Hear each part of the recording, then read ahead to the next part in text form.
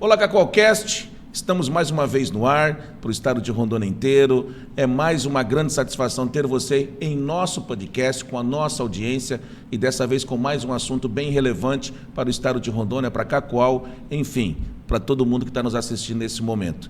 Hoje eu tenho a honra de receber o presidente da OAB, da subseção de Cacoal, Diógenes Almeida, ele que tem uma história bonita, ele que tem um trabalho prestado perante a OAB, e nós vamos saber um pouquinho de desse mundo da advocacia com esse renomado profissional e essa excelente, querida pessoa que Cacoal abraçou com muito carinho também e está fazendo presença com a gente hoje aqui. Presidente, Sim. Ou Diógenes?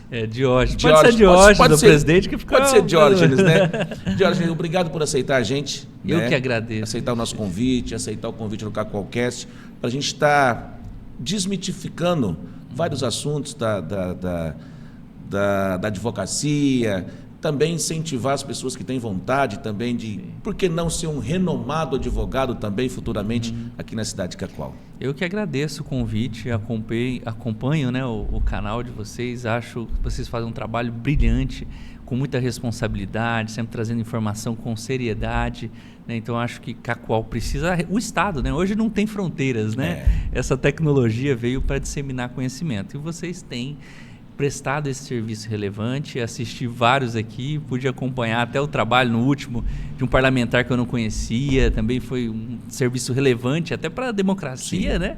Então, parabéns e para mim é uma satisfação, espero poder hoje compartilhar um pouquinho da nossa experiência na advocacia, nossa experiência na OAB, um pouquinho da experiência de vida, por que não, E falando já também, expressando a gratidão pelo seu podcast. Você também apresenta um podcast, E para a gente começar, eu queria que você falasse um pouquinho desse podcast seu. Não é porque nós estamos no nosso podcast que você não vai falar do seu podcast, Bacana.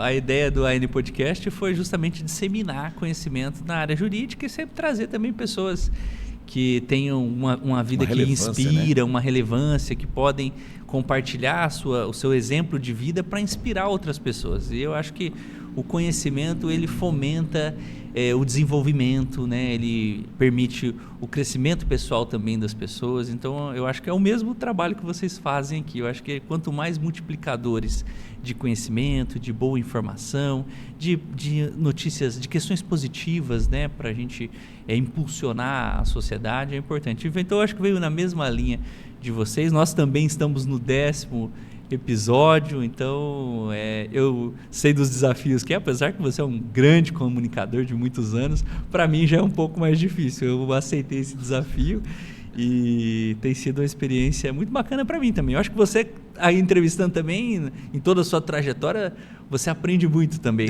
Cada entrevista a gente aprende muito, Com cada entrevistado a gente sempre leva alguma coisa, A gente aprende muito e é muito legal isso daí. Parabéns pelo podcast. Obrigado.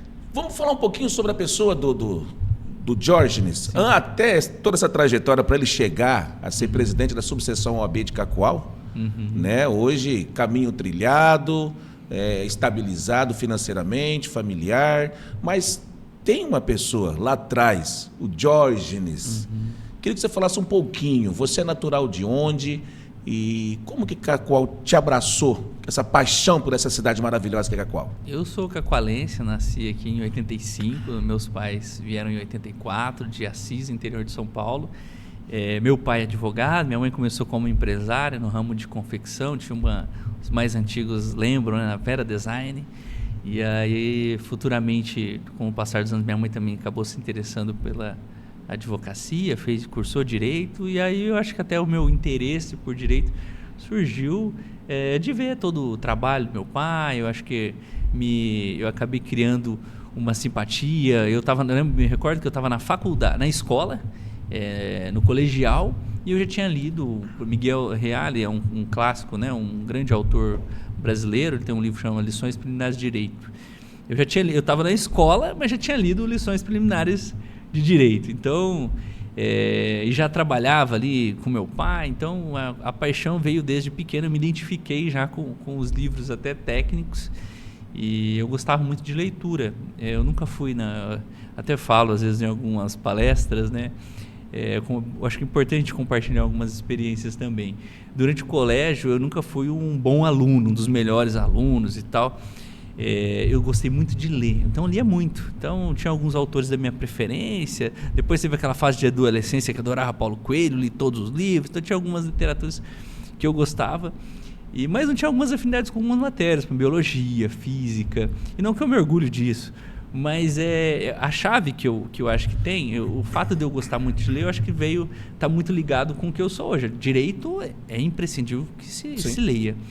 E aí, tanto que eu lia livros de direito, né, já na adolescência. Então, quando eu me identifiquei com o direito, tive essa iniciativa de fazer o vestibular, eu lembro que no primeiro dia da faculdade, quando eu defini fazer, eu sabia que Mas não passou pela sua cabeça nenhuma outra? Não, sempre foi voltado para direito. Eu até brinquei com meu filho recente no podcast, porque, eu falei, eu tive a fase de ser jogador de futebol, aquelas outras. Porque geralmente quando o pai, igual você vem de uma família, o pai é advogado, a mãe é advogada, cria-se aquela indecisão, fala assim, eu vou ser advogado também? Não, pai, eu vou cursar medicina, né? Eu vou cursar outra área. Nunca passou pela sua cabeça? Sempre foi ali? Eu acho que um pouco foi muito pela admiração que eu tinha pelo meu pai, o respeito, a postura dele. Ele era querer levar o nome da família. Sim, ele era uma pessoa muito conciliadora, muito pacífica, era um cara pacificador, até alguns conflitos ele era chamado para estar ali. Eu acho que eu fui criando uma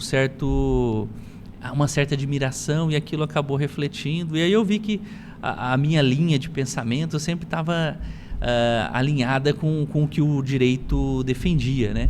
E aí quando eu cheguei no momento de definir, e eu acho que isso que é importante, que é a chave, no momento que eu decidi o curso, ingressei na faculdade, eu sabia que se eu quisesse dar o mesmo futuro ou uma perspectiva de futuro, como meu pai deu para mim, ou dar um ensino de qualidade para meus filhos, poder ter minha casa, ter um conforto, constituir minha família, dependia de como que eu ia conduzir minha vida daquele momento para frente. E aí aquela chave, eu identificando o que eu gostava de fazer, eu lembro que desde o primeiro dia de aula eu procurei sempre ser o melhor aluno. Então eu lembro que no primeiro semestre eu li 17 livros, eu fui parar no hospital. Isso na faculdade? Na faculdade. Primeiro semestre de faculdade, eu achei alguns livros, eu li 17 livros, eu falei...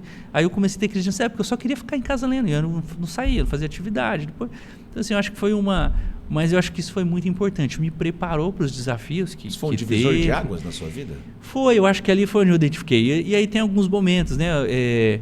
Quando eu li um livro, mesmo com a influência do meu pai, eu acho que um dos livros que eu li na faculdade, que é de um juiz do Espírito Santo, que é João Batista Requenoff, depois eu comprei todos os livros, ele tem uns 15 livros também, e ele era muito da corrente de direito alternativo, que é uma corrente que prega de uma forma simples, né, a justiça acima da lei, ainda que tenha um conflito entre a norma, entre o que é justiça, trazendo isso com princípios naturais, enfim. Mas eu vi que ali eu identifiquei que o direito era um grande instrumento de transformação social também. Então, era uma ferramenta que o conhecimento poderia permitir que algumas realidades que às vezes a gente não se conforma pudessem ser transformadas a partir daquilo. Então, ali foi um momento que virou a chave mais ainda na faculdade, que eu me apaixonei, tanto é que depois fui para a parte de filosofia do direito, virei monitor de filosofia, gostei. Então, acho que foram vários momentos que vão... Eu estava até recente numa conferência da advocacia, me chamou a atenção o Braulio, né? Aquele poeta de cordel nordestino.